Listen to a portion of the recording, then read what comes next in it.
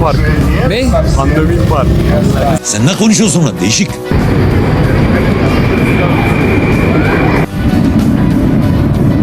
Parkinok diye bir yere geldik. Şehrin bir tık böyle dışında kalıyor gibi. Bura böyle farklı etkinliklerin olduğu yerler. Buranın giriş bileti 600 ruble.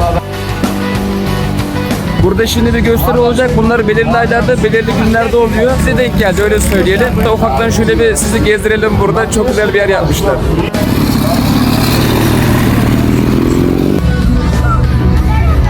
Şu arkada da mesela yuvarlak yer var şurada. Ona falan binebiliyorsunuz. Şurada tank var. Burası yanlış öğrenmediysem dublör insanların yaptığı bir parkmış. Burada da gösterilerde bulunuyorlar işte güzel bir şekilde. Vay yavrum vay.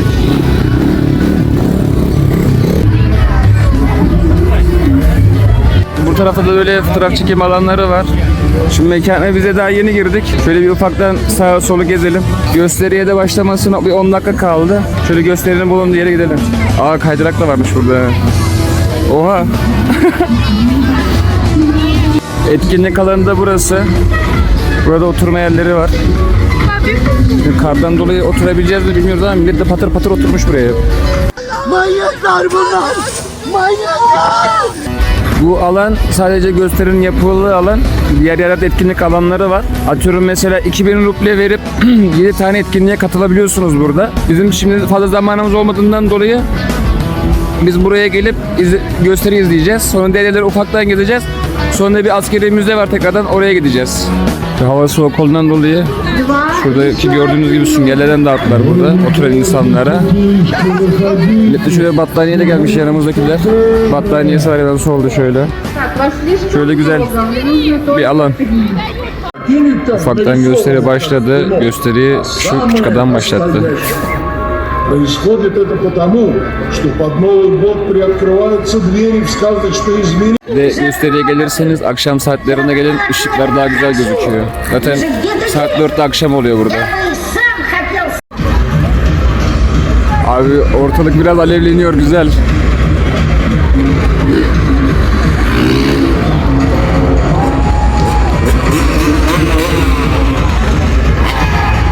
Şimdi ufaktan böyle ateş gösterileri başladı. Hatta kıvılcım falan yaklar motorların arkasında. O yüzden gece gelmenizi, gece değil akşamüstü gelmenizi tavsiye ederiz buraya.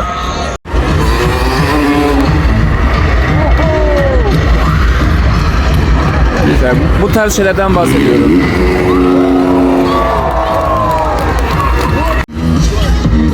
Ya bir Japonya'daki üniversite sitede de değil ama buranın da gideri var. Abi çok iyi lan şunlara bak. Ay. Şu an ateş yani bize kadar geliyor öyle söyleyeyim size. Hissettiriyor yani bize. İşte bu yüzden akşam saatlerine gelin. Yani ben mesela bileti bilerek akşam saatlerini almıştım. İkili almışım akşam saatini. Millet üşüdü diye milleti hareket ettiriyor 10 dakikada bir. Oğlum kürsü çökecek. Bak vallahi zaten burası sallanıyor. Telef yapamıyorsunuz canım. Çöküyor diyorum kürsü. Aynen ha. Bak böyle yaptı ha. Isınıyordu ha. Kankam da yapıyor. O da üşüdü.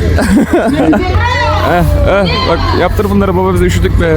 Gösterinin diğer kısmına geçildi. Araba yan gidiyor. Bunlar da üstüne çıktı arabanın. Evet teknik bir aksaklık oldu. Araba kaldı. Arabayı şu anda ekip itmeye çalışıyor. Haydi haydi. Davay, davay, davay.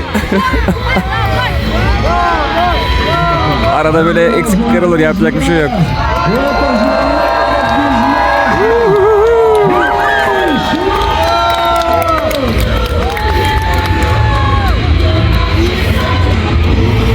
İyi hemen müdahale ettiler ha. Ha? Demir yamulu değil. Arabanın sol lastiği yansısa yaratan basmıyor ya kanka. İlerleyemedi o da. Bunlar drift yapacak herhalde burada. Lan lavuk arabadan indi. Manyak. Aa binemiyor ha. Tribünlere şöyle bir şey attılar da bunlar ne onu? Balon mu lan, ne anasını satayım? Şurada da var. Arabalar da geldi. 4 tane bir araba da geldi buraya. Bakalım bunlar nasıl gösteri yapacak. Şu anda merakla bekliyoruz. Teyzem bizi bir ısındır, bir Allah rızası için bir daha bir ısındırma hareketleri yaptır bize. Belki bu da bir ısınma hareketi olabilir. Milleti hareket ettirip ısındırıyorlar işte böyle. Bak şurada mesela adamları kenarlara döndürüyor. Bizim buradakiler ipne. İnsan arkaya atar anasını senin. Püh. Kendi kendilerine de paslaşıyorlar.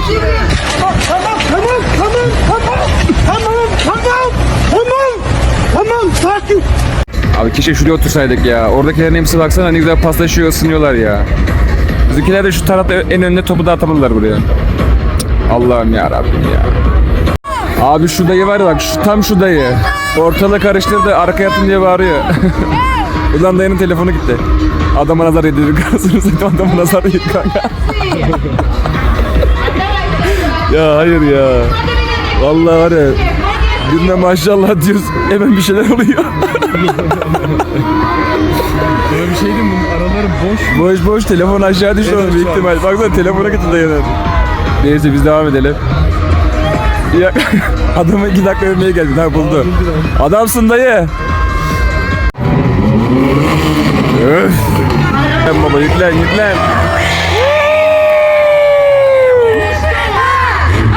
Ay bismillah. Atarsın be. Yoo. Hey.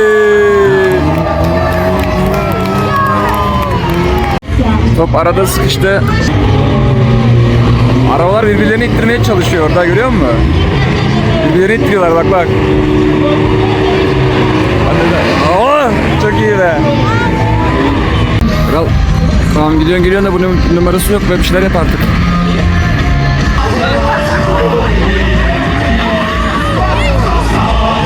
Abi karnlı havada gösteri izlemek de ayrı güzel oluyor ya. Ey.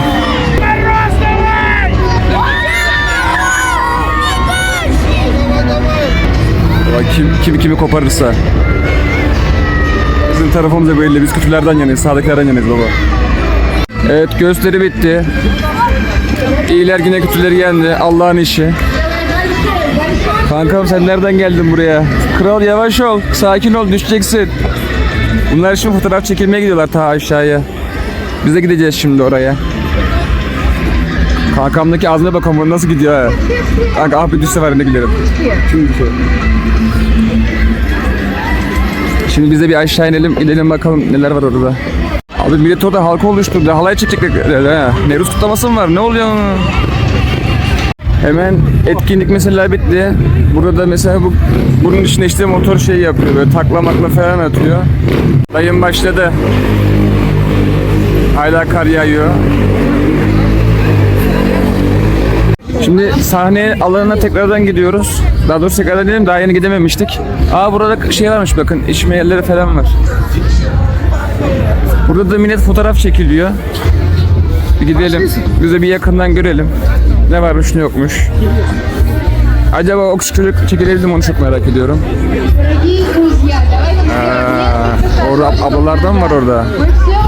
Bak onlarla ben de çekilirim. Ben bir videoyu kapatayım şunlarla bir fotoğraf çekeyim bir dakika. Burada millet böyle fotoğraf çekiliyor. Abla bu şunu. Oh, Allah size ısıtıyor ya. Şu arabanın önüne fotoğraf çekiliyor. Burada da böyle. Güzel bir yer yapmışlar işte adamlar. Kendilerince güzel yani. Bizim için de güzel.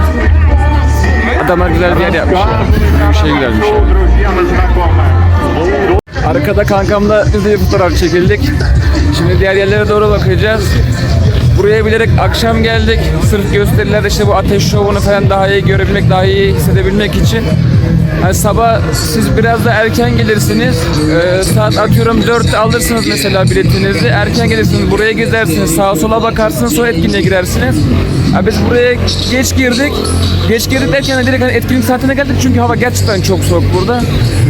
Yıldık yani bu soğuktan artık kara doydum yani. Tekrardan işte şu şekilde motor gösterileri var. Burada farklı bölümler de var. Şimdi ufaktan bir yemek yiyeceğiz. Sonra bir tane müze var. İkinci Dünya Savaşı ile alakalı orayı gezeceğiz. Oraya doğru yavaş yavaş ilerleyeceğiz ama ilk önce bir karnımızı doyuralım. Burada mesela şöyle gezebiliyorsunuz. Videonun ilk başında göstermiştim. Arkadan bir tane daha geliyor. Mesela burada araba var. Aldığınız biletlere göre burada etkinliklere katılabiliyorsunuz.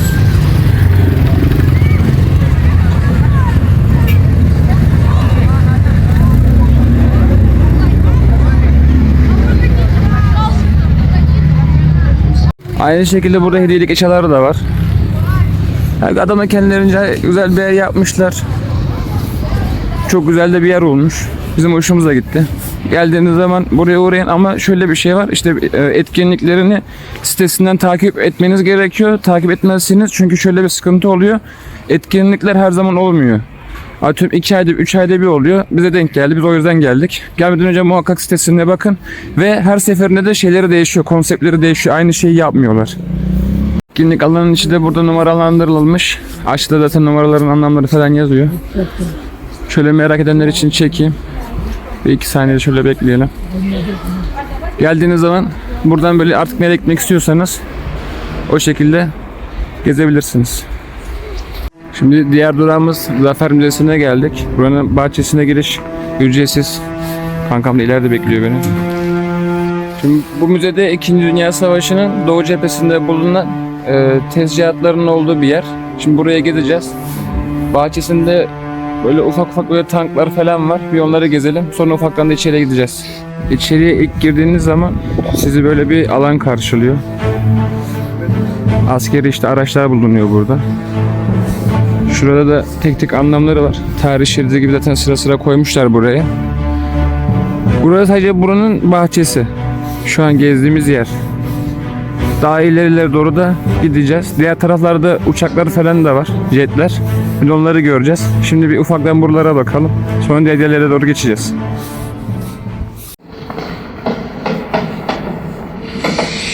Arkada da böyle savaş efektleri vermişler. O da güzel bir oluyor. Bunlar da işte zırhlı araçlar. Bunun kapısı açık. Allah Allah. Gidin mi gidin içine? Ne yaptın sen? Bu şekilde bir sürü araçlar var. Burada da mesela zırhlı araç var. Böyle tek koymuşlar. İnsanların işte görmesini sağlıyorlar. Kapılarını bilerek açık bırakmışlar. Büyük ihtimalle bunun da çünkü kapısı açık. Şöyle göstereyim.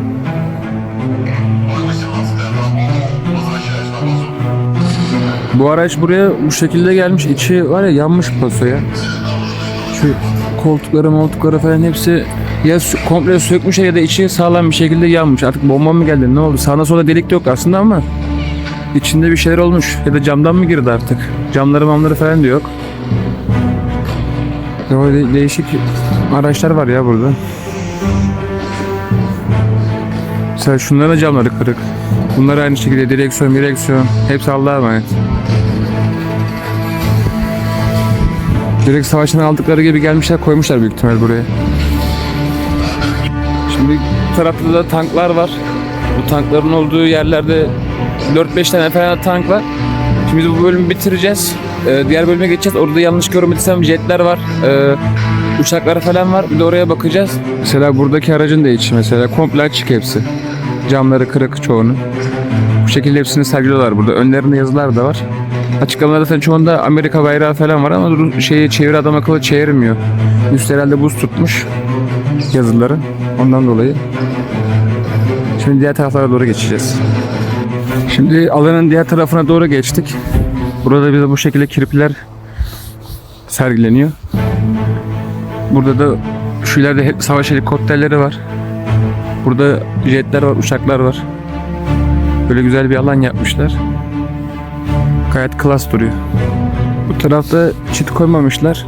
Şu şekilde ön tarafı açık. Yanlarına gidip fotoğraf falan çekilebiliyorsunuz. Mesela örnek A1. Tabii uçak ve helikopterlerin orasında şeyler var, ipler var. O tarafa geçemiyorsunuz. Şimdi müzenin araçların sergilendiği yerine gitmişiz. Asıl müze biraz daha ilerideymiş. Oraya doğru ilerliyoruz, yürüyoruz. Orası da hemen aşağıdan doğru yürürseniz arka tarafında kalıyor. Asıl binası orada yani. Burası hani böyle sergilendiği yerlermiş. Şimdi oraya doğru yavaştan ilerleyeceğiz. Asıl müzenin olduğu yere geldik. Burası dediğimiz gibi işte biraz ileride kalıyor. Buranın girişini internette bakmıştık. Hani 6.30 muydu, 7.30 muydu tam hatırlamıyorum ama o saatlerde yazıyordu. Şimdi yine gideceğim, bakacağız, size söyleriz. Daha yeni gezdiğimiz yer de aynı şekilde 8.30'dan 10'a kadar değişiyor bazı günlerde. Şu aşağıdaki bölümde zaten birazdan uğrayacağız oraya.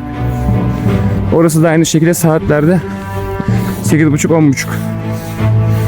Şimdi buraya bakalım bir. Müzenin girişinde gelirken burada böyle bayağı bir uzun zafer anıtı var. Şöyle göstereyim size. Ya bayağı büyük. Bizim gideceğimiz yer burası. Buraya harbiden çok dur lan, şunu göstermeye çalışayım. Şöyle tek tek mesela şeyleri var. Yanlarında figürleri var. Yukarıda da melek var. Bu tarafta da aynı şekilde yine sönmeyen bir ateş var. Burada da anıt var. Burada da Kenan var. Şimdi içeriye doğru gidiyoruz. Sönmeyen ateşi de yakından gösterelim size. Şöyle manzarayı göstereyim.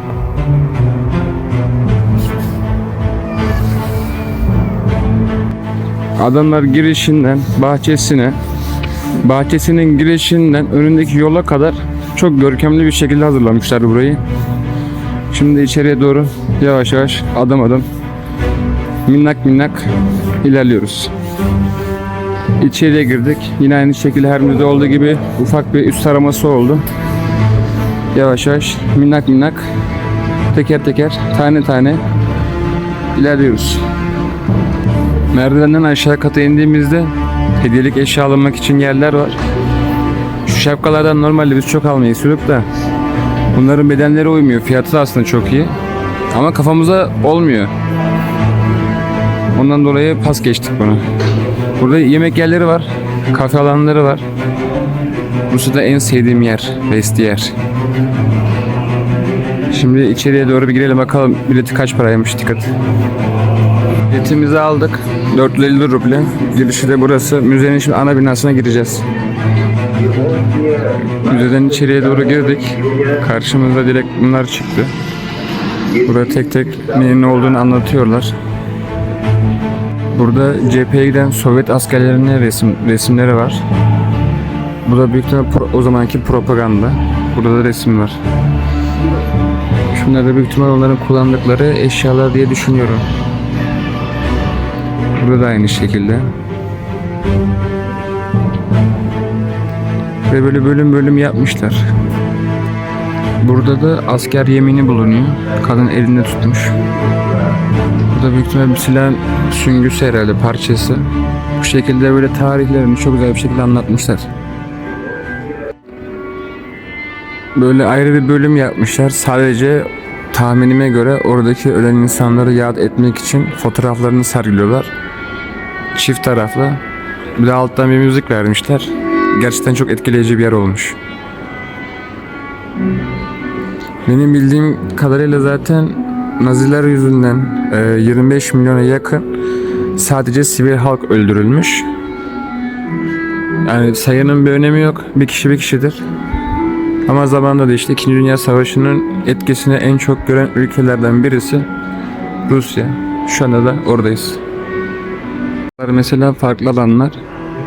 Buraları da tahminimce ekstra işte farklı biletler alıp girebiliyorsunuz. Binayı zaten bölüm ayırmışlar. Biz şimdi üst kata doğru çıkıyoruz. Biz sadece ana giriş binasının biletini aldık. O da zaten 450 rubleydi kişi başı. Burayı gezeceğiz. Zaten diğer bileti de alsaydık büyük ihtimalle zaten çıkışına kadar gezemeyecektik. Hava soğuk olduğundan dolayı burada sürekli tam bir uyku alıp çıkmamız gerekiyor. Onu da biraz geç alıyoruz biz. İkinci katın girişi de böyle gözüküyor. Yanlarda böyle portreler var. Buraya da büyük ihtimal anmak için böyle bir şey yapmışlar. İkinci katın hemen girişinde sizi zafer salonu karşılıyor. Burada zaferlerini yad etmek için böyle güzel bir yer yapmışlar. Tek tek isimler yazıyor. Yukarıda az da olsa savaşı anlatıyorlar. Savaşa katılmış olan iller de burada. Yazıyor işte tek tek. İşte Moskova var mesela. Büyük ihtimal bunun içinde işte Kiev falan da vardır diye düşünüyorum. Bu şekilde güzel bir yer yapmışlar anmak için. Burada mesela ayrı bir bölüm var. Karşıda hemen bir ayrı bölüm var. Ekstra bilet alıp girebiliyorsunuz buralara. Burada işte şeyler var. Hani internette biz mesela görmüştük. Hatta durun size şöyle göstereyim. Aynı böyle yerler var. Yani biraz daha bir animasyonunu anlatıyor. Ama asıl böyle tarih ana binanın içinde. Hani böyle aynı şeyi seviyorsanız işte böyle o şekilde gösterilmesini, maketler yardımıyla falan gösterilmesini seviyorsanız o tarz yere girmek için de işte biletinizi ona göre alın. Burada çok güzel bir alan yapmışlar. Size hemen göstereyim. Böyle açıyorsunuz. Artık bu kişi kimse bunun burada tarihi yazıyor. Yani adamlar öyle güzel yapmış ki mesela bu komutanın işte mesela özgeçmişi burada yazıyor. İşte hangi okulda okudukları, ne yaptıkları falan. Hepsini böyle tek tek böyle koymuş adamlar buraya. Burada da aynı şekilde. Çok güzel bir şekilde anlatmışlar ya. Burada ise Nina Vasylyevna isimli kadın. Rusya'nın ilk kadın dalgıcı. Bu da giydiği kıyafet olarak burada sergileniyor. Buradaki haritalarda 2. Dünya Savaşı'nda yapılan termik santralleri gösteriyor. Burada onu anlatıyor. Şimdi müzenin 3. katına çıktık. Yine aynı şekilde merkezin etrafında dönüyor zaten burası. Oda ayırmışlar. Şimdi odalardan bir tanesine girelim, başlayalım. Adamlar mesela küçücük bir yere bir sürü bilgi sığdırmış. Şuradan kontrol ediyorsunuz. Mesela buraya basıyorsun. Mesela bunu böyle çevirdikçe aşağı iniyor. Bak şurada. Bunlarda mesela atıyorum şu dronlara bakalım mesela.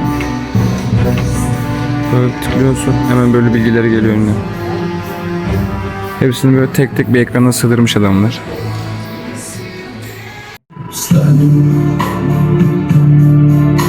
И вспомним всех тех, кого в этом огне потеряли,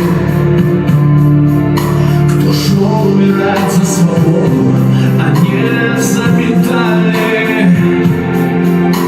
Я знаю, что мы обязательно встретимся с вами. Встанем и снова затянем.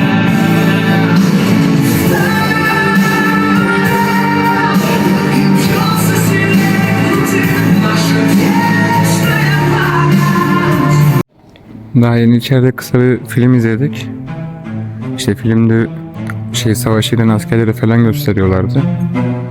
Yanımda da bir dayı vardı, bayağı gözünden böyle yaşlar falan aktı. Ondan dolayı biz dedik çıkalım, ayıp olmasın. Böyle savaşı anlatan tablolar bulunmakta. Böyle sağlı sollu. Burada Labatuka kılıcı varmış. Bu kılıcın boyu benden büyük. Bayağı da böyle şey duruyor, görkemli duruyor burada. Bak millet ne güzel çocuğunu almış gelmiş buraya. Tarihini öğretiyor. Ya bunların gençlerine de büyük ihtimal pek hayır olduğunu düşünmüyoruz dışarıda çünkü çok gördük ama yani tanıştığımız insan da oldu. Mesela çoğuyla iletişim kurduk. İşte tarihlerine falan sorduk. Sürekli bize işte Rusya'yı mesela gösterdikleri zaman ayı resmini falan gösteriyorlar. Hani neden ayı dedik? Mesela bizim dediğim işte sembolümüz mesela kurt. Nedenlerini anlattık. Sizinki niye ayı falan diye sorunca mesela hiçbiri söyleyemiyor. Veyahut da 2. Dünya Savaşı ile ilgili çoğu şeyi bilmiyorlar. Bu bölümde de ölen insanları gösteriyorlar. İşte mesela 20.000 tane ölü, 150.000 tane yaralı, 3,5 milyon tane de sivil herhalde hayatını kaybetmiş diye anladım. Yanlış çevirmediyse. Mesela en çok burada ölen, dokunan burası oldu. Yani şimdi şöyle düşün. 2. Dünya Savaşı'nı anlatan bir müzede sizce burası ne anlatıyor?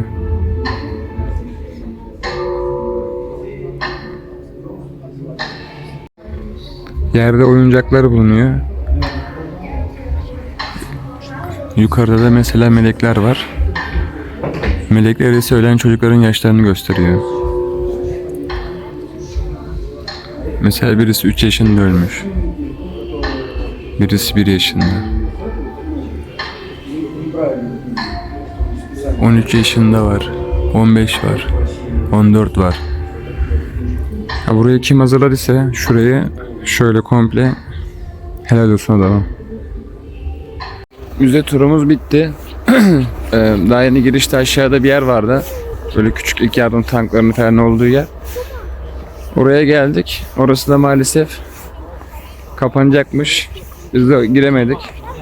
Ama aşağıdakiyle nereden baksanız aynıymış. Bize öyle söyledi içerideki çalışan kişi. Adamlar her şeyin müzesini yapmışlar. Her şey. Denizaltı olsun, denizüstü olsun, uzayı olsun, savaşı olsun. Ne ararsanız müzesi var. Çok güzel bir şekilde anlatıyorlar. Baya güzel yani. Şimdi yemek yemeye gideceğiz. Nereye gidiyoruz kanki? Eurospar. Eurospar. Rusya'da bizim bulduğumuz en uygun yemek yeri. Bir de bizim yediğimiz yemeklere çok güzel tadı uyuyor. Pilavıdır, tavuğudur. Bir sürü var. Fiyatlar da çok ucuz. Alıyorsun ortadan, istiyorsun. Sana paket haline veriyor böyle küçük kutuda. Mikrodalgaya atıyorsun, ısıtıyorsun, hemen orada yiyorsun. Fiyatlar güzel.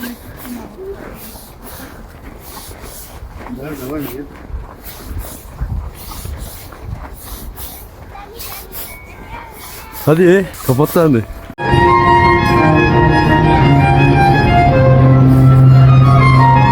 Rusya'ya geliyorsunuz, direkt yemeğinizi burada yiyorsunuz. Kanka kaç para verdin?